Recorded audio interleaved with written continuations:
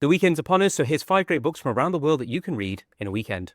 Stasi-Land by Anne Funder. This explores East Germany, but not from the perspective of politicians and geopolitical events, but from the lives of the people who lived through it. This looks at the lives of secret policemen, dissidents, normal people, punk rockers, people who made up the society that was East Germany. Ramon Pardo and Victor Char's Korea, A New History. This tells the history of the Korean Peninsula, its people, its culture, going back 1,000 years. A riveting new look at the history of Korea. Comandante by Rory Carroll. This is the story of Hugo Chavez. How did a lowly army officer who'd failed to lead a coup to overthrow a democratic government be elected a few years later on a tidal wave of popularity to combat poverty, only for his regime to collapse into decay and corruption? Read Comandante by Rory Carroll.